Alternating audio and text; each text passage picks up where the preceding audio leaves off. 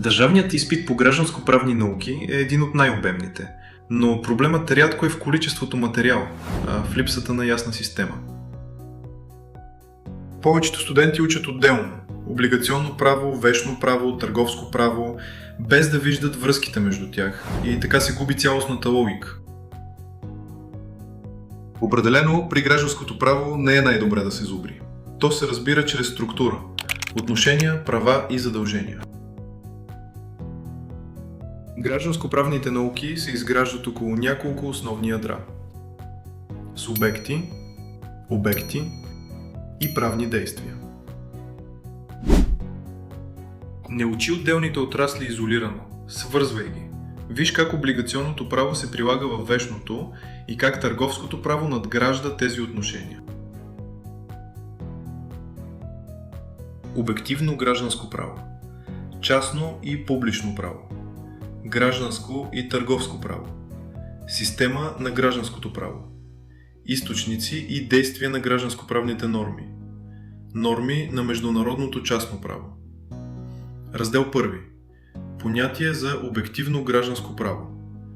Обективното гражданско право представлява съвкупност от правни норми, които уреждат имуществените и свързаните с тях неимуществени отношения между юридически равнопоставени субекти.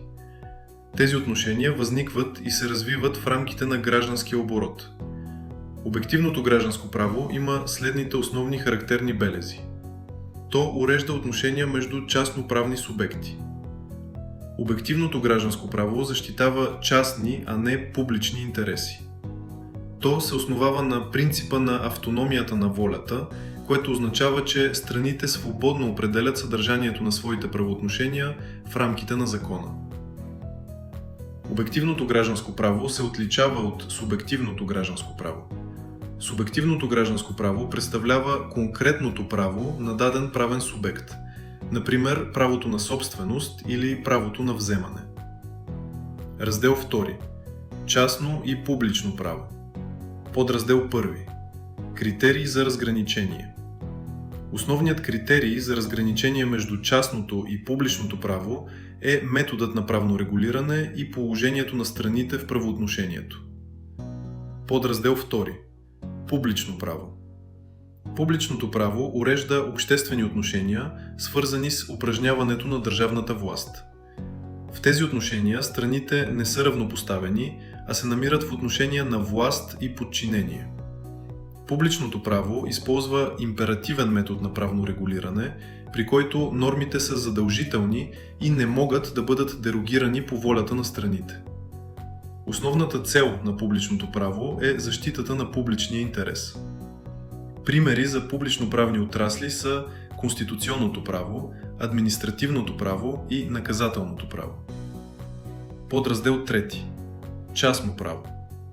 Частното право урежда отношения между юридически равнопоставени субекти.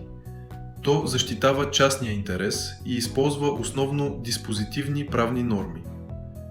Гражданското право представлява основният и най-общ дял на частното право. Раздел 3.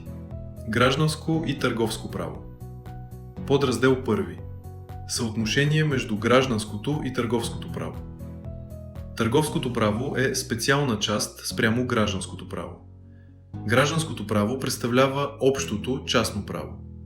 Търговското право е специално частно право, което урежда отношенията между търговците и търговските сделки. Подраздел 2. Основни различия. Гражданското право се прилага спрямо всички правни субекти, докато търговското право се прилага основно спрямо търговците. Гражданските сделки са насочени към обикновения граждански оборот, а търговските сделки са свързани с професионална стопанска дейност. Търговското право се характеризира с по-голяма динамика, бързина и сигурност на оборота. Подраздел 3. Единство на частното право. В българското право действа принципът на единството на частното право. Търговският закон е специален закон спрямо Закона за задълженията и договорите. Раздел 4. Система на гражданското право. Гражданското право представлява система от правни норми, институти и отрасли, които са логически и функционално свързани помежду си. Основните дялове на гражданското право са следните. Първо, обща част. Тя включва правните субекти, правните факти, сделките и погасителната давност. Второ, вещно право. То урежда правото на собственост и ограничените вещни права. Трето, облигационно право. То включва договорите, непозволеното увреждане и неоснователното обогатяване. Четвърто, наследствено право. Пето, семейно право, което е част от гражданското право, но има изразена социална функция. Раздел 5. Източници на гражданското право, особености и видове. Източници на гражданското право са външните форми, в които се съдържат гражданско-правните норми. Основните особености на източниците са техния писмен характер, иерархичната им подредба и водещата роля на закона. Правният обичай има ограничено значение. Съдебната практика не е формален източник на правото, но има важно тълкувателно значение. Основните видове източници са Конституцията, законите като Закона за задълженията и договорите, Закона за собствеността и Семейния кодекс, подзаконовите нормативни актове, международните договори, правният обичай и общите принципи на правото. Раздел 6. Гражданско-правни норми. Видове. Според задължителността си, гражданско-правните норми биват императивни и диспозитивни. Императивните норми не могат да бъдат изменяни по волята на страните. Диспозитивните норми се прилагат, ако страните не са уговорили друго. Според функцията си, нормите биват регулативни и охранителни. Според съдържанието си, нормите биват материално-правни и процесуално-правни. На държавния изпит не се търси просто знание. Търси се способност да разпознаеш правното отношение, да го анализираш и да приложиш правилната норма. В това видео очертахме основния подход към подготовката. В пълното обучение темите са подредени систематично, с връзките между отделните отрасли и с насоченост към изпита.